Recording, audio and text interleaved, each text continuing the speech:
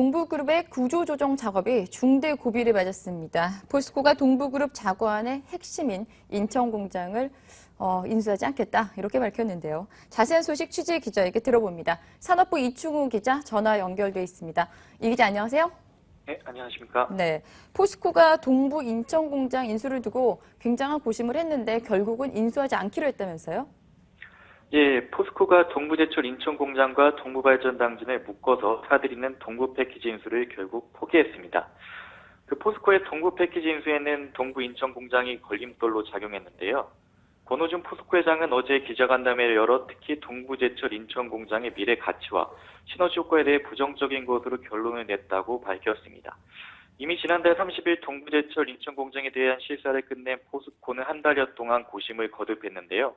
중국 업체에 넘어가 국내 철강시장이 결혼되지 않도록 업계 마청인 포스코가 나서달라는 국제금융기관의 산업은행의 요구를 단칼에 거절하기 쉽지 않았기 때문입니다.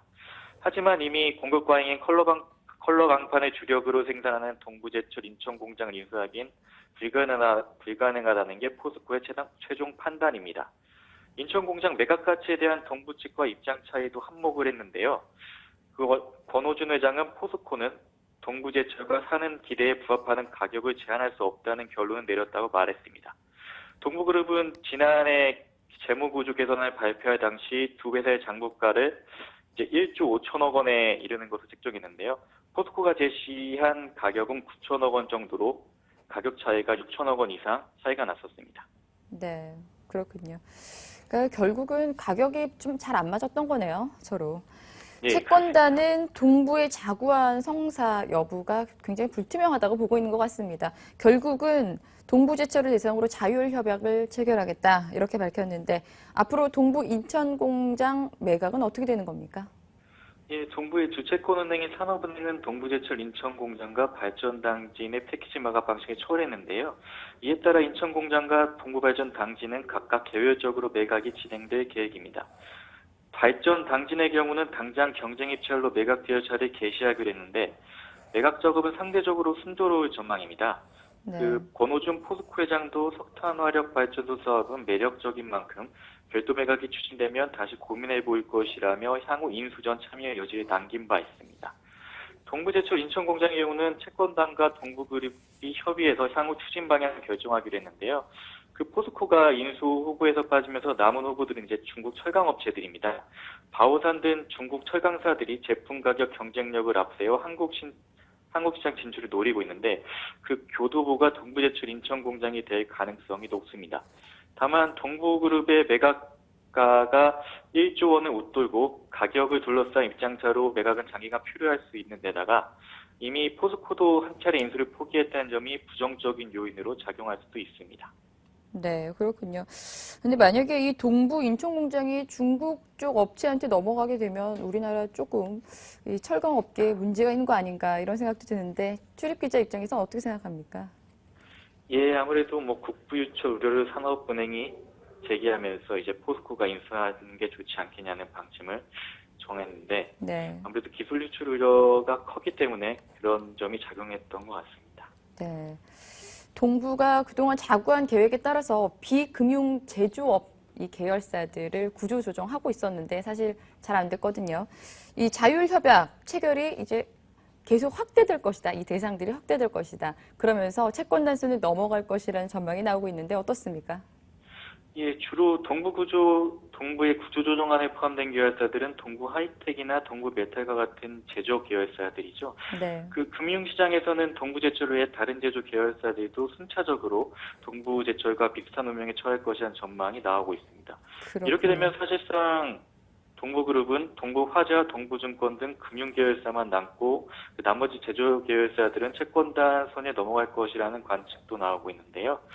자율협약은 강제적인 구조조정이 뒤따르는 워크아웃의 직전 단계여서 대주주의 경영이 크게 제기받기 때문인데 현재 자율협약 체결 대상인 동부제철의 경우를 보면 동부제철의 대표이사를 맡고 있는 김 회장의 경영권 상실 가능성까지 금융권에선 제기되고 있는 상황입니다.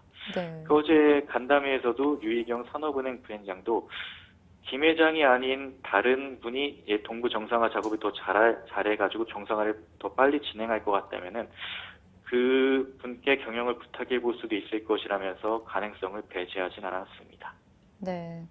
정말 동부그룹이 지금 위기에 처해 있다는 생각이 드네요. 동부그룹 인천공장 매각이 문산된 것뿐만 아니라 사실 그동안의 채권단과 이 오너 일가가 사드 출연을 가지고도 지금 계속 그 뭐 밀당이라는 걸 좀 했던 것 같은데 이게 자율협약 도입에 결정적인 역할을 했다. 뭐 이렇게 봐도 되겠습니까? 예, 그렇습니다. 일단은 자율협약을 체결하게 된 계기 중 하나는 다음 달 초 만기가 돌아오는 회사채 상환 문제를 동부가 자체적으로 해결하기 힘들기 때문인데요. 이 주 원인은 이제 원래 당초 채권단은 어제 차원 발행 심사위원회 열어 동부의 회사채 상환 지원 여부를 결정할 계획은 연기했습니다. 그 구조조정 방식을 두고 동부가 마찰을 빚으면서 이런 상황까지 치닫게 된 것인데요. 그 갈등의 주 원인이 아까 말씀하셨던 그 김 회장의 사재 출연권입니다. 네. 그리고 또 갈등 원인 중 하나가 김준규 회장의 장남인 김남호 부장의 지분 담보 제공권인데요. 네. 우선 김 회장의 사재 출연권을 보면 채권단은 김 회장의 사재를 동부제철 유상증자에 출자할 것을 요구하고 있는데 동부는 이에 맞서고 있습니다. 네. 동부는 동부 인베스트먼트 등 다른 계열사에 대한 지원이 더 시급하다는 입장인데요. 그 채권단과 금융당국은 김 회장의 장남인 김남호 동부제철의 금융계열사 지분을 담보로 내놓을 것을 요구했었죠.